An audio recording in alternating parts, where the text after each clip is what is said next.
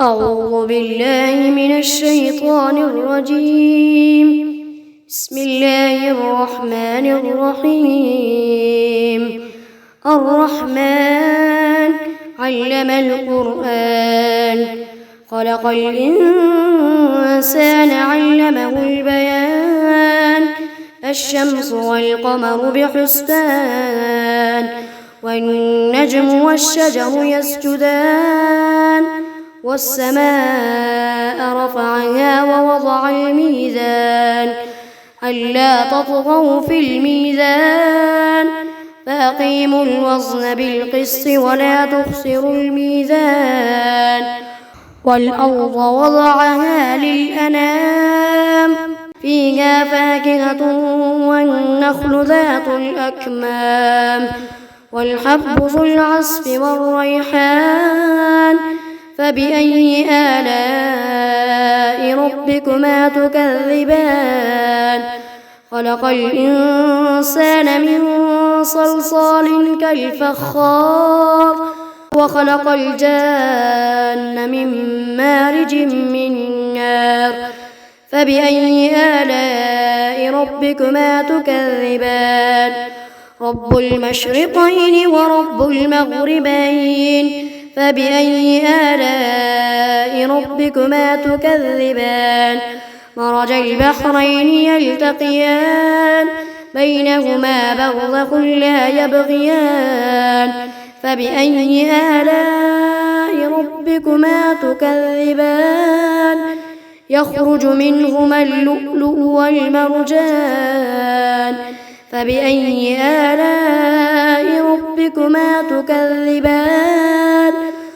وله الجوار المنشآت في البحر كالأعلام.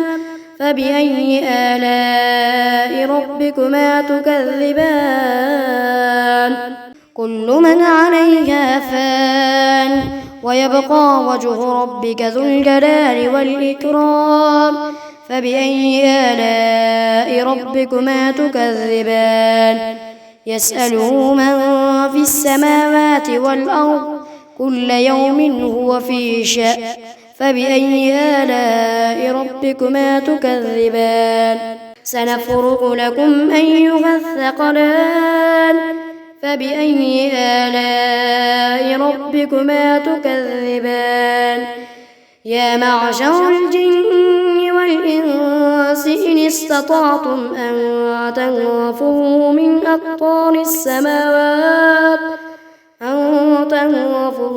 أقطار السماوات والأرض فانفذوا، لا تنفذون إلا بسلطان. فبأي آلاء ربكما تكذبان؟ يرسل عليكما شواظ من نار ونحاس فلا تنتصران. فبأي آلاء ربكما تكذبان؟ فإذا انشقت السماء فكانت وردة كالدهان. فبأي آلاء ربكما تكذبان؟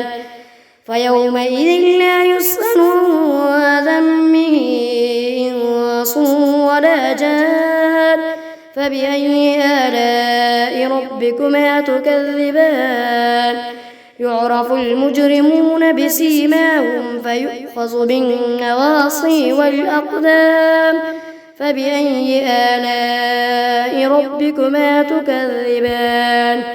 هذه جهنم التي يكذب بها المجرمون، يطوفون بينها وبين حميم آن. فبأي آلاء ربكما تكذبان؟ ولمن خاف مقام ربه جنتان. فبأي آلاء ربكما تكذبان؟ ذواتا أفنان. فبأي آلاء ربكما تكذبان؟ فيهما عينان تجريان. فبأي آلاء ربكما تكذبان؟